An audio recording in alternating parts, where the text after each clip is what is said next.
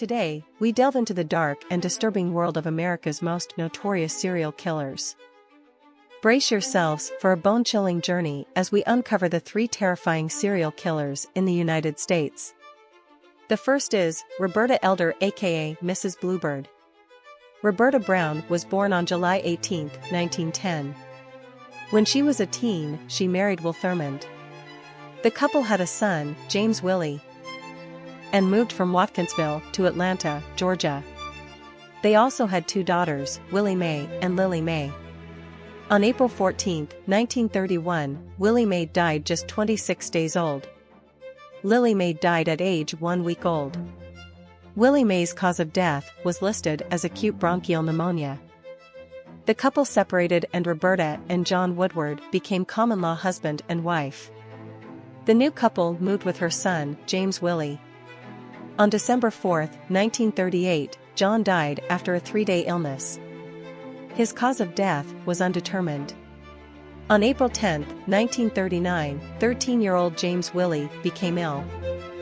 He died at home in the care of his mother, Roberta, on June 26, 1939. His cause of death was listed as influenza and malnutrition. Roberta unofficially married another man, James Garfield Crane, in 1940. James had a daughter, Nada Bell. When Nada Bell was 16 years old, she gave birth to a son, Jimmy Lee. Jimmy Lee died on December 10, 1943. His cause of death was listed as bronchial pneumonia, the same as Roberta's daughter, Willie. Roberta had a 3-year-old cousin, Gloria Evans, who lived with her. Gloria died on December 26, 1944. Her cause of death was listed as acute gastroenteritis. On June 17, 1945, Roberta's 60-year-old mother, Callie Brown, died of undetermined causes. On July 21, 1947, her husband, James Garfield Crane, died of food poisoning. A year into their marriage, one of William's daughters, 9-year-old Fannie Mae, became ill with pneumonia and died on January 11, 1951. A year later, another daughter, 15-year-old Annie Pearl, also became ill with pneumonia and passed away on March 23, 1951.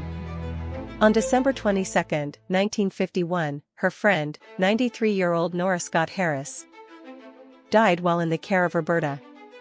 Then, one day in 1952, William, who was working a construction job, ate some bananas and cheese his wife made for a snack. He became violently ill at work and went home. Roberta called a doctor, who examined William, left him some medicine, and told them to call if William became sicker.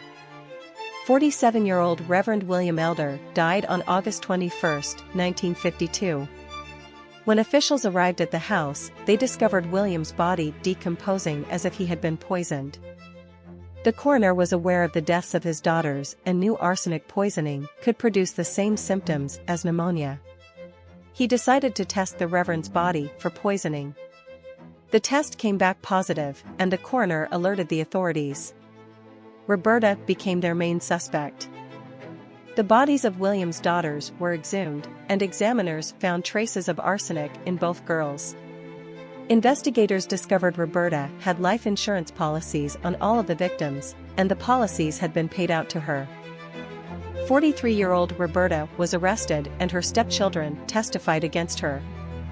They told the courts she had a brown paper bag of pink powder she retrieved from her brother's farm in Watkinsville, Georgia. She told the children the powder was used to kill insects on plants.